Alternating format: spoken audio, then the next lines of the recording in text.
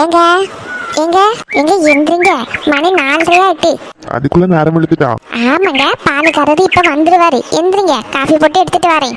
சரி லட்சுமி. இன்னைக்கு வீட்டுல ஏகப்பட்ட வேலை கிடக்கு. இன்னைக்கு வேற சாமி ஊர்வலம் வருது. வீட்டை கிளீன் பண்ணணும், வீட்டை சுத்தி பெருக்கி எடுத்து போடணும். ராணி அக்கா வேற அங்க வானு கூப்பிட்டு இருந்தாவ, அங்க வேற போன. இங்க நேரம் ஆயிட்டு, சீக்கிரம் எந்திங்க.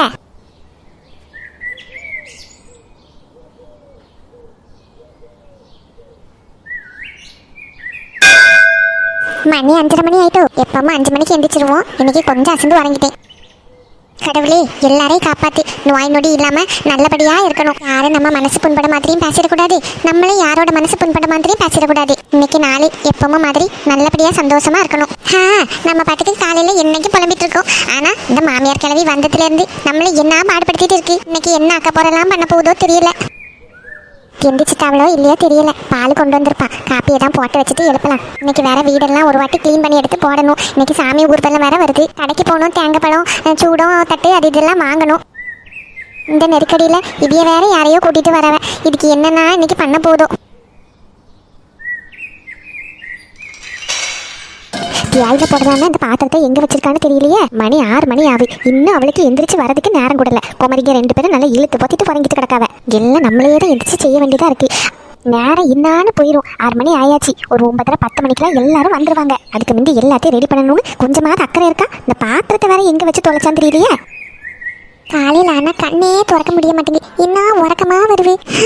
எந்திக்கல இந்த கிழவி வேற நம்மளை போட்டு பாடாப்படுத்திடும்.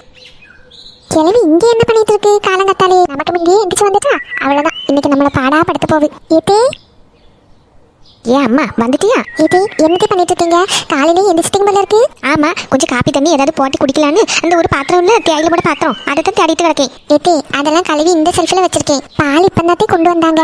ஆமா, உனக்கு எந்திரிச்சு வரதுக்கு இவ்வளவு நேரமா? 5 மணினா எந்திக்கணும் தெரியாதா?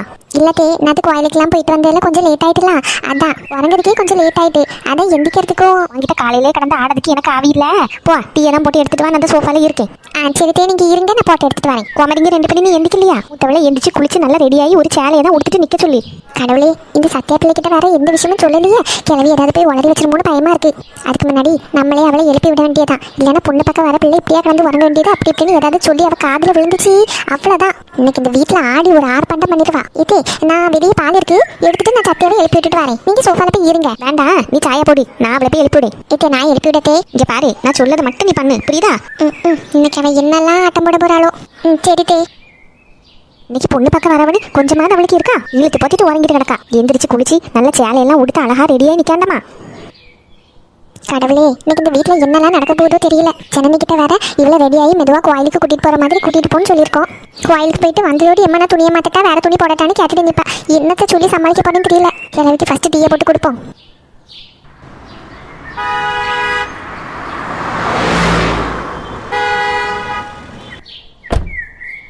தம்பி, யாமக்கில் இங்கே நிப்பாட்டிருக்க? அப்பா, இப்போதே மணி 7:30 ஆயிட்டு. இன்னும் ஒரு 1.5 மணி நேரம் இருக்கு டிராவல் பண்ணதுக்கு. அதனால நம்ம இந்த கடையில காஃபி டீ ஏதாவது குடிச்சிட்டு போயிடலாம். அட, நானும் கேட்கணும்னு தான் நினைச்சிட்டே இருந்தேன். கரெக்டா நீயே நிப்பாட்டிட்ட. மக்களே, இங்கே பக்கத்துல எங்கேயாவது வாஷ்ரூம் இருக்கான்னு பாரு. வாங்கம்மா, இந்த ஹோட்டல்லே இருக்கும், கேட்டு பார்க்கலாம். வாஷ்ரூம் எல்லாம் போய் ஃப்ரெஷ் ஆயிட்டு ஏதாவது சாப்பிட்டுட்டு அப்புறமா நம்ம போகலாம். எப்படியும் 1.5 மணி நேரம் ஆயிரும். நம்ம அங்கே போய் சேரதுக்கு முன்னாடி ரொம்ப லேட் ஆயிடுமா? அதான் கொஞ்சம் சாப்பிட்டு எடுத்துட்டு போகலாம். நம்ம வேற வரதை பத்தி அவங்களுக்கு ஃபோன் பண்ணி சொல்லவும் செய்யலாம். நீ வேற சர்ப்ரைஸா போகலான்னு சொன்னேன். அதனால பேசாம இந்த ஹோட்டல்லே சாப்பிட்டுட்டு போகலாம். எனக்கு ஒரு டீயை தான் குடிச்சு கொஞ்சம் வாஷ்ரூம் போகணும், அவ்வளவுதான். ஆமா மக்களே, காலையிலக்குள்ள சாப்பாடு சாப்பிட்றதுக்குள்ள நேரம் ஆகல. ஒரு டீயை குடிச்சிட்டு ஏதாவது லைட்டா சாப்பிட்டுட்டு கிளம்பலாம். சரிம்மா, வாங்க. நான் இந்த ஹோட்டல்ல போய் கேட்கேன் வாஷ்ரூம் எங்க இருக்குன்னு. சரியா, எங்க வாங்க.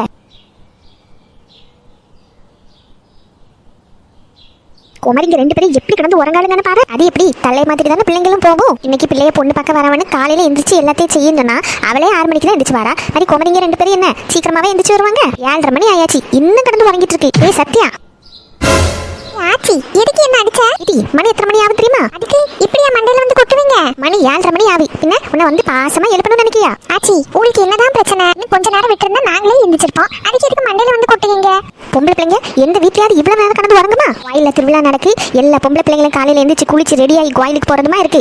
வீட்டுல வேற விசேஷம். இப்படி கடந்து உறங்கிட்டு இருக்க 2 பேரும். பா, எந்திரிச்சு போய் பல்ல தச்சு குளி. எனக்கு தெரியும், நான் போவேன். போக்கே சரி கிடையாது. இப்படியே இருந்து வச்சுக்கோங்க. போற இடத்துல உன்னை கழுத்து பிடிச்சு வெளியே தான் தள்ளப்படுறாவ. ஆச்சி, உங்களுக்கு என்ன பிரச்சனை? பிரச்சனை? அது போகும்போது தானே நாங்க பாத்துக்கிடும். அவளுக்கு இருக்கு இங்க இவ்வளவு நடந்துட்டு இருக்க, எப்படி கடந்து உறங்கிட்டு இருக்கான்னு பாரு. வா போய் பல்ல தேச்சு குளி. சரி, எப்பதான் திருவிழா முடிஞ்சது கிளவி அவங்க வீட்டுக்கு போய் சேரமோ தெரியாது. என்ன பாடுபடுத்திட்டு இருக்கு. அடுத்து இவளுக்கு சீக்கிரமா இவளுக்கு ஒரு மாப்பிளைய பத்தி கல்யாணம் பண்ணி வச்சிடணும். இல்ல இதுங்க ரெண்டு பேரும் சேர்ந்து என் குடும்ப மானத்தையே வாங்கிரும்.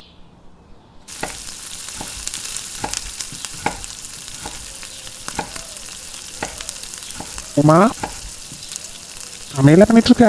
ஆமாங்க, இப்ப பாப்பா உறங்கிட்டு இருக்காளா, அதான் டக்குன்னு சமையல் எல்லாம் முடிச்சிருவோமே அப்படின்னு நினைச்சேன். ஏன் உமா இப்பவும் கோயில் உள்ள சாப்பாடு தானே வாங்கிட்டு வருவாங்க ராணியக்கா? ஆமா, இப்பவும் வாங்கிட்டு வருவாங்க. நீங்க என்னைக்கு ஹோட்டல்ல எல்லாம் சாப்பிட்டுட்டு இருக்கீங்க? டெய்லி ஹோட்டல்ல சாப்பிட முடியாதுல்ல, அதான் டக்குன்னு காலையில உள்ள சாப்பாடு மத்தியானம் உள்ள சாப்பாடு எல்லாமே செஞ்சிடலாம்னு நினைச்சேன். எதுக்கு உமா, நான் ஹோட்டல்ல சாப்பிட்டுருப்பேன்ல, அப்பா உறங்கும் போது தானே உமா உனக்கும் கொஞ்ச நேரம் ரெஸ்ட் எடுக்க முடியும். இப்படி அடிப்படையில் கடந்து வேலை பார்த்துட்டு இருக்க. இருக்கட்டுங்க, டெய்லியும் நீங்க ஹோட்டல்ல சாப்பிடுறது எனக்கு கஷ்டமா இருக்கு. எனக்கு இப்ப ஒரு பிரச்சனையும் கிடையாது, நான் நல்லா தான் இருக்கேன். அது மட்டும் இல்ல, டெய்லி ராணி அக்கா எனக்கும் சேர்த்து சாப்பாடு வாங்கிட்டு வர்றது எனக்கு ஒரு மாதிரி இருக்கு. அவங்க எதுவும் நினைக்க மாட்டாவ, இருந்தாலும் சே நமக்குன்னு ஹெல்ப் பண்ணதுக்கு யாராச்சும் இருந்தாங்கன்னா எந்த பிரச்சனையும் இல்லை பத்தி உமா. இவன் நல்லா ரெஸ்ட் எடுக்கலாம். பரவாயில்ல, இருக்கட்டுங்க. எல்லாமே நம்ம தான் பாத்துக்கணும், நம்ம யாரையும் எதிர்பார்க்க கூடாது எந்த விஷயத்துக்கும். நீ சொல்லது கரெக்ட் தான். நீங்க ஒரு 5 நிமிஷம் பால் சூடாயிட்டு நான் காஃபி போட்டு தரேன். உமா நீ சமையல் வேலையை பாரு, காஃபி நான் போடுக்கேன். உங்களுக்கு ஆபீஸ்க்கு லேட் ஆயிட்டு இருக்கலாம். அதெல்லாம் ஒன்றும் பிரச்சனை இல்லை. இன்னைக்கு காஃபி நம்ம 2 பேருக்கு நானே போடுக்கேன். சரி சரி. இனி டெய்லி நானும் உன் கூட காலையிலே எந்திக்கேன். சமையல் வேலை எல்லாத்தையும் நம்ம பாதி பாதி பண்ணுவோம். அப்ப சீக்கிரமா எல்லா வேலையும் முடிஞ்சிடும். சரிங்க. நீங்க திருவிழா கடைசி நாளுக்குலாம் லீவ் எடுப்பீங்க தானே? ஆமாம்மா, நான் ஆஃபீஸில் கேட்டிருக்கேன் லீவ் எடுக்கலாம். ஆனால் எப்படி நம்ம 2 பேரும் சேர்ந்து போய் பார்க்க முடியும்? அதனால நான் லீவ் எடுக்கேன். வீட்டில இருந்து பாப்பாவை பார்த்துக்கிட்டேன். நீ எல்லார் கூடயும் போயிட்டு திருவிழா பார்த்துட்டு வச்சிரியா? நீங்க பாப்பாவே எடுத்துட்டு போக கூடாதோ? பாப்பா ரொம்ப சின்ன பிள்ளைல உமா, எப்படி நம்ம கூட்டத்துல எல்லாம் எடுத்துட்டு போக முடியும்? உமா பாப்பாக்கு பேர் வைக்கணும்ல, நல்ல நாள் கேட்டியா ராணியை காட்ட? ஆமாங்க, கேட்டிருக்கேன். ஒரு 2-3 டேட் தந்திருக்காவ. சரி உமா, அப்ப அதுல ஒரு டேட்டை நீயே பார்த்து செலக்ட் பண்ணு. எல்லா ஏற்பாடையும் பண்ணிடுவோம், கையோட அந்த ஃபங்க்ஷனையும் முடிச்சிருவோம். சரிங்க. சரி பால் சூடாயிட்டு நான் உனக்கு காஃபி போடுக்கேன். சரிங்க.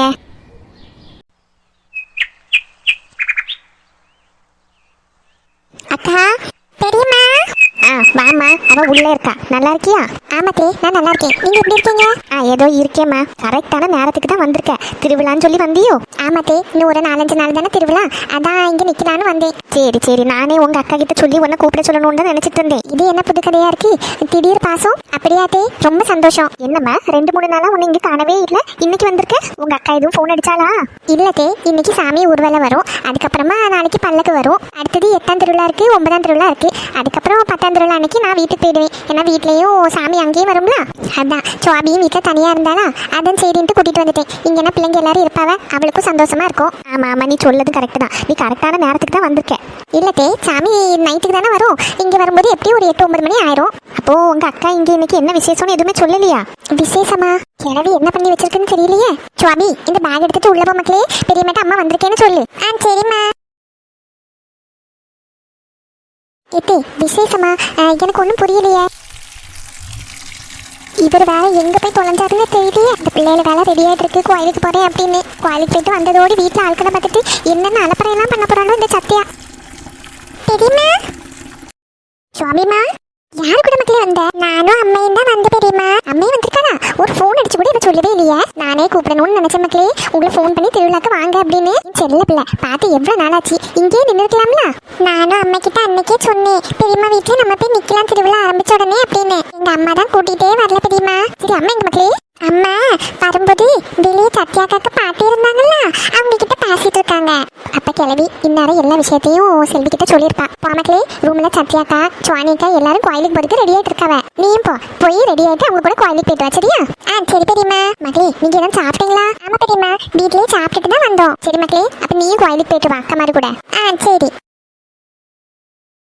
செல்வி கிட்ட இந்நேரம் விஷயத்த எல்லாம் அத்தை சொல்லியிருப்பாவ. இனி அவ என்ன நினைக்க நிக்க போறான்னு தெரியலையே. ராணி ராணி, இந்தா இதில் ஸ்வீட்டு பழம் எல்லாம் இருக்கு. ஆமா, இந்த ஒன்று தான் குறை. என்ன பண்ணதுக்கு ராணி, நம்ம வீட்டில் யாராவது வரும்போது யாராக இருந்தாலும் நல்லா கவனிக்கணும்ல. அவங்க கல்யாணம் நிச்சயம் பண்ண போகிறாங்களோ இல்லையோ, நம்ம விருப்பம் இல்லாமல் நம்ம பிள்ளைக்கு நம்ம யாரையும் கல்யாணம் பண்ணி வைக்க போகிறது கிடையாது. எங்கள் அம்மா வாக்கு கொடுத்துட்டான்ற ஒரே காரணத்துக்காக தான் அவங்க வரட்டும்னு நான் நினச்சிருக்கேன். இதுக்கப்புறம் என்ன நடந்தாலும் இந்த கல்யாணத்துக்கு மட்டும் நான் சம்மதிக்க போகிறதே கிடையாது. அதனால நீ கவலையே படாத. இங்கே பாரு, நம்மளை பொறுத்த வரைக்கும் எங்கள் அம்மைக்கு தெரிஞ்ச ஒரு ஃபேமிலி, இங்கே வராங்க, அவ்வளோதான். அவங்க வந்தாங்களா நம்ம அவங்கள எந்த குறையில்லாமல் கவனித்து திருப்பி அனுப்பிடணும். போகிறதுக்கு முன்னாடி நமக்கு இந்த கல்யாணத்தில் விருப்பம் இல்லைன்னு சொல்லிடணும். இங்கே பாரு, எக்காரணத்தை கொண்டு பிள்ளைக்கு இந்த விஷயம் தெரியக்கூடாது. எப்படிங்க தெரியாம இருக்கும்? இவ்வளவு பேர் இருப்பாங்க வீட்டுல. அவளை சேலையை கட்டி கொண்டு போய் காஃபியை குடுன்னு எல்லாம் சொல்லும்போது அவ என்ன சின்ன பிள்ளையா? அவ புரிஞ்சுக்காம இருக்கிறதுக்கு இவ்வளவு பண்ணும்போதே அவளுக்கு ஓரளவுக்கு எல்லா விஷயமும் புரிஞ்சிடும். சரி, என் பிள்ளை தானே, நான் பார்த்துக்கிட்டேன். நான் சொன்ன அவ புரிஞ்சுக்கிடுவா. செல்வி வந்திருக்கா. நேரம் செல்வி கிட்ட உங்க அம்மா எல்லா விஷயத்தையும் சொல்லியிருப்பா. இனி அவ என்ன ஆட்டம் ஆட போறாளோ எனக்கு தெரியல. எங்களை கேட்காம நீ உன் பிள்ளைக்கு கல்யாணம் நிச்சயம் பண்ண போறியான்னு வந்த உடனே கேட்பா. வேற என்ன பாருங்களேன். சரி, நம்ம பேசி சமாளிப்போம். அக்கா, இந்த வீட்டுல என்னதான் நடக்கு? செல்வி வா செல்வி. அக்கா, கேட்டது உனக்கு காதல விழலையா? இந்த வீட்டுல என்னதான் நடக்கு? அக்கா, உங்க அம்மா பார்த்தா அவங்க இஷ்டத்துக்கு ஏதோ பேசிட்டு இருக்காங்க. என் பிள்ளைக்கு மாப்பிள்ளை பாக்குற அளவுக்கு நீங்க போயிருக்கீங்க. ஒரு போன் அடிச்சு என்கிட்ட சொல்லணும்னு உங்க யாருக்கும் தோணலையா? செல்வி, எங்க விருப்பத்தோட எல்லாம் நடக்குதுன்னா சந்தோஷமா நாங்க எல்லாருக்கும் ஃபோன் பண்ணி சொல்லுவோம். ஆமா செல்வி, அவங்க சொன்னதுல உனக்கு தெரிஞ்சிருக்கும்ல. எங்க யாருக்கு இதுல விருப்பமே கிடையாது. சத்யாக்கு இதை பத்தி தெரியவே செய்யாது. அதுக்குன்னு அவங்க என்ன பண்ணாலும் அவங்க கூட்டுக்கே ஆடணும்னு இருக்கா. நம்ம பிள்ளைக்கு எப்ப கல்யாணம் பண்ணி வைக்கணும், யாரை கல்யாணம் பண்ணி வைக்கணும்னு நம்ம தான் முடிவெடுக்கணும். அவங்க கிடையாது. இத்தனை வருஷமா உங்களுக்கு நாங்க எதுவுமே பண்ணல. இங்க வர்றது கிடையாது, பேத்திங்களை பத்தி விசாரிக்கிறது கிடையாது, எதுவுமே கிடையாது. இப்ப பார்த்தா படிச்சிட்டு இருக்க பிள்ளைக்கு கல்யாணம் பண்ணி வைக்கணும்னு சொல்லிட்டு இருக்காங்க. கல்யாணம் பண்ணி வைக்கிறது நான் தப்புன்னு சொல்லலக்கா. நல்ல பையனா இருந்தா பார்த்து நம்ம பேசி முடிச்சு வைக்கலாம். ஆனா யாருன்னே தெரியாம ஒரு குடும்பத்தை கூட்டிட்டு வரேன்னு சொல்லிட்டு இருக்காங்க. நீங்களும் அதுக்கு சரின்னு தலையாட்டிட்டு நிக்கீங்க. அக்கா, எனக்கு இது சுத்தமா பிடிக்கல. செல்வி, கொஞ்சம் பொறுமையா இருமா, எதுனாலும் பேசிக்கிடலாம். நேரத்துல இங்க என்ன நடந்துச்சுன்னு உனக்கு தெரியல, அதனாலதான் நீ இப்படி கோவப்பட்டு இருக்க. இதுக்கு என்னக்கா நீ சொல்ல போற?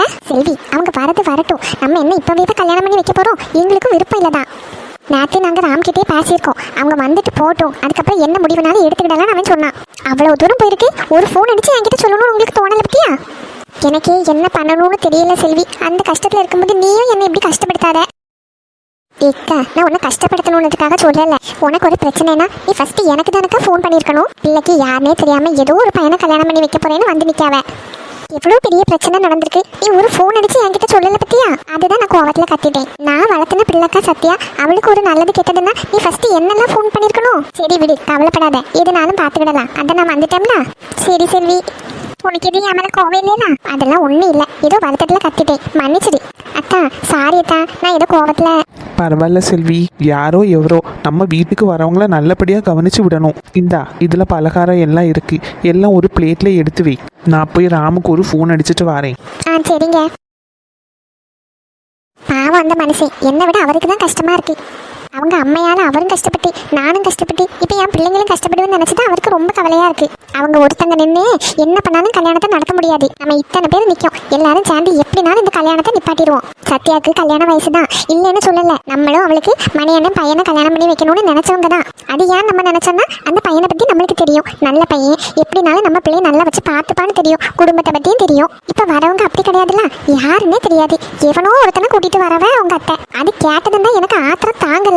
சரி, நீ அது முன்னாடி எதுவும் கத்தி தொலைச்சிடாத. இரி, நான் உனக்கு காஃபி போட்டு தரேன். எனக்கு ஒண்ணு வேண்டாம். நீ காலையில சாப்பிட்டியா? எங்க செல்வி, இந்த பிரச்சனையில தொண்டையில தண்ணியே இறங்க மாட்டேங்குது. சரி நீ இரி, நான் உனக்கு சாப்பாடு தான் வச்சு தரேன். அடுப்புக்கு என்ன வச்சிருக்க? இட்லி வச்சிருக்கேன் செல்வி, சாம்பார் வச்சாச்சு. சரி இருக்கா, நான் உனக்கு இட்லி பிளேட்ல வச்சு தரேன், ஒரு காஃபியும் போட்டு தரேன், குடி. எல்லாரும் வரதுக்கு முன்னாடி நீயே ரெடி ஆயிரு. சரி செல்வி.